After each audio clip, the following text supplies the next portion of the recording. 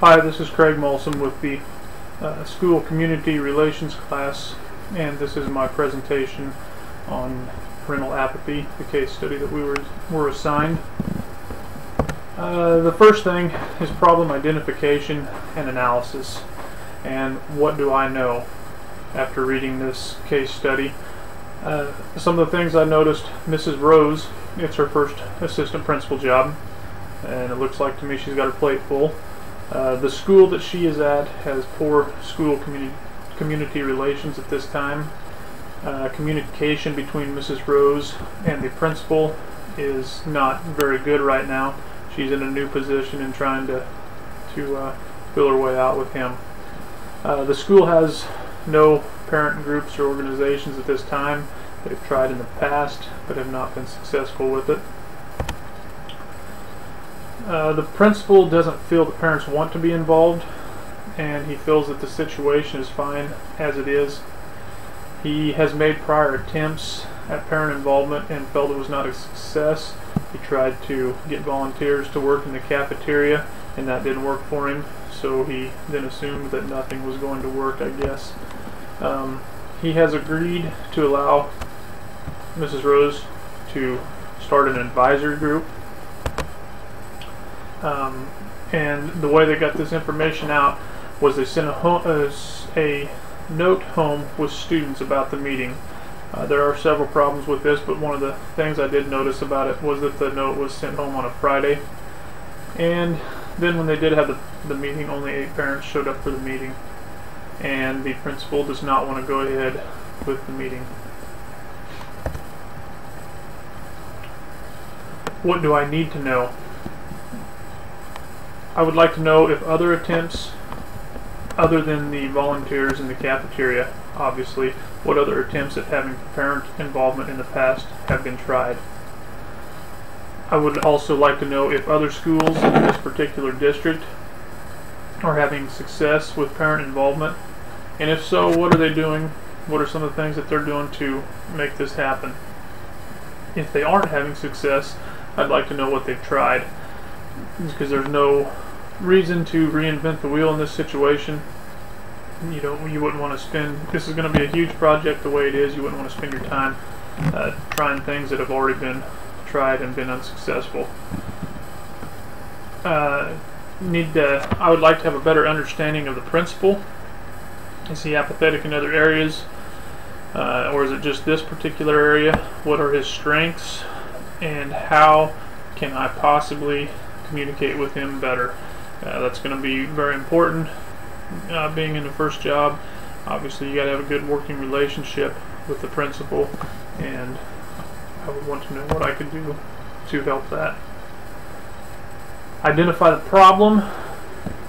The school community relations is not where it needs to be, obviously. They have nothing to speak of, and that is not going to make for a very positive environment. The principal is satisfied with where the relations are at and does not want to pursue any type of parent organization or make a big deal of it. He has okayed the advisory group, but it needs to be more than that. Proposed plan of action with strategies for implementation. Plan of action and implementation. At the time of the meeting, when only 8 parents show up, I believe you need to go ahead and have the meeting for several reasons. One, you need to show appreciation for those that are there. Even though there's only 8 there, it's still 8 more than you had before the meeting. You can look at it one of 2 ways. You can look at it as there's only 8 people here, or you can look at it as there are 8 people here, and that's a start. If you show these 8 people that you don't appreciate them being there, and you lose those 8 people, then you've lost everybody that you had on board, which wasn't very many to begin with, so you need to treat them well. You need to I think you can turn the low attendance into a positive in this situation. It seems that, yeah, you only have 8 people there, but that gives you a chance to get to know 8 people. In an hour-long meeting with only 8 people, you can get a pretty good feel for what type of people they are and some of their ideas and some of the positive things that they would have to offer. I think in this situation you need to have some accountability and take some of the blame for the poor turnout. With the note being sent home on a Friday no less for a Monday meeting, you can't have real high expectations of the parents even getting the note. During that meeting, I would schedule a second meeting with the help of those attending and take into account their opinions on what needs to happen and times that would be good for the next meeting to take place, and also get their input on getting community members other than just parents involved with the next meeting, so we get ideas from past groups, other community groups, and things that are working for them. The next thing I would need to do is show the principal that this is something that I want to handle and put my effort into, and that I don't have a lot of expectations from him other than his support. I would want to assure him that I'll keep him in the loop on the situation, make sure he knows what's going on. I certainly would not want to exclude him from it.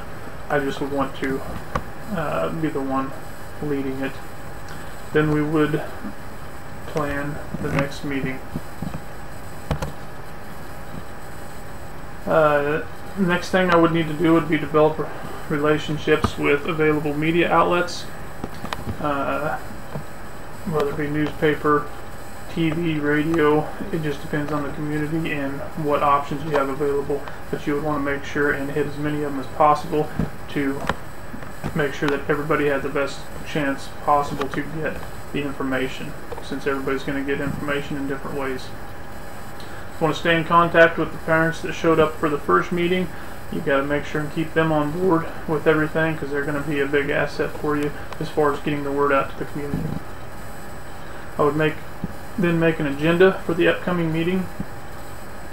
I'd want to create an agenda that was going to make for a comfortable environment and make it so people felt like they had the right to speak and could speak freely. You would want to have a good agenda and stay on task. You don't want to look unorganized, but you don't want to look like a dictator either. Then next thing we would do would be to form an advisory group and get the ball rolling with that. The last thing I put on there would be not to get frustrated. It would be very easy to get frustrated in a situation like this because it's going to take a lot of time and effort. People aren't just going to show up and be ready to do what you're wanting to do. It's going to take time to sell your ideas and get everybody on board, and that all happens after you can get the people there. So just have to keep the big picture in mind and to keep from getting frustrated. After the first meeting, the first thing I would do is inform the principal of the progress and the obstacles that I could foresee, get his input, see what he thinks, ideas, suggestions, just anything to try to get him in working with you in some form. Then I would need to continue to work with the newly formed advisory group. We would need to get ideas, suggestions, whatever it would take, figure out what we're going to do to move forward with this. Also need to continue working with the various media outlets. That's obviously a key component to good school community relations, and something that started, but again, it's going to take time. Resolve the issue based on promoting the success of all students. What is best for students? I think positive parental involvement is good for any school. It's got to be managed. You don't want it to get out of control. I have a hard time believing that parents don't want to be involved, but for whatever reason they're not at this time, and I think it would be best for the students to have them involved. The positive media relationships would be very good for the students. Get some coverage of their events. It's always fun to see your name in the newspaper, hear your name on the radio, or possibly even see yourself on TV in an athletic event or concert or whatever it might be. Seeing your name in a positive manner is always good, and it gives good positive exposure to the school, and when you have the positive exposure, it makes it a lot easier to get people to back you.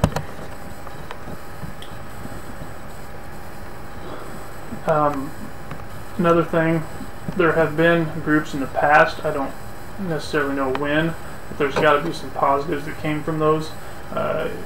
Trying to do research and get information from teachers that have been there for a while and things like that, and find out why they didn't work, but also find out what the good in them would be good information to have. It'd also be great to encourage the principal to be involved with the group at some level. His support is needed by myself and also by the group. You're not going to get far without having everybody on the same page. Debrief the problem by reflecting. What was I thinking, feeling, and valuing? I think Mrs. Rose has her plate full, but that's not unexpected. Going into a new position, there's always going to be things that are unexpected and things to overcome. I thought the principal was just trying to get by. I got the feeling it must have been someone close to retirement possibly, or was just burned out on what he was doing. For whatever reason, he just was trying to get by day to day and not really improve anything. I had a hard time believing that the parents would not want to be involved. That just doesn't seem like something that happens very often. Sending the note home was a horrible idea. It's just not a good way to communicate. In this day and age, there's so many more ways of doing that. You probably have an alert now as a possibility where at least the parents are getting the phone call. And also sending it on a Friday for a Monday meeting, one, that's not very much notice. People need more notice than that with busy lives that people lead. And also sending the note home as if that wasn't bad enough, but to do it on a Friday. As we all know, Friday would not be a good day. Friday afternoon would not be a good time to expect something like that to get done. I also felt like the principal was just trying to get Mrs. Rose to go away, just brush her off. Let her schedule this meeting just to appease her, and then it didn't go, or people didn't show up, so he just wanted to be done with it. And then I think he thought that would make her just let it go. Unresolved issues, obviously the relationship with the principal. Their communication needs to be worked on. They need to have a good working relationship, or neither of them are going to be able to do positive things. Still need to improve the overall school community relations, keep working with the media, and exploring more parent and community group options. Checking with other community groups would be good. Get linked up with them to where you can work together and make some positive things happen.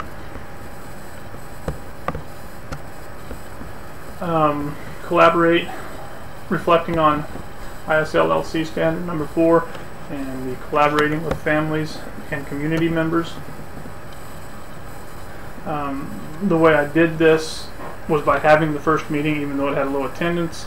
I contacted media sources to inform the public of the second meeting that was scheduled, and then also formed the advisory group. How did I respond to diverse needs and interests of the community? I tried to take into account the opinion of the others at the first meeting on what would be a good time to meet again, so we could get as many people there as possible.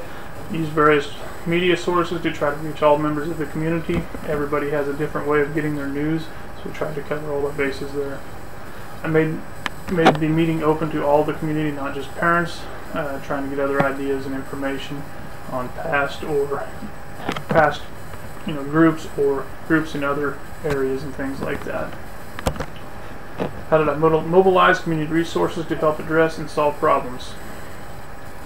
Organize the meetings, obviously, talk to local media sources, checked with other schools in the district for ideas that they have had that have been good or bad. And this concludes my presentation on parent apathy for school community relations. Thank you.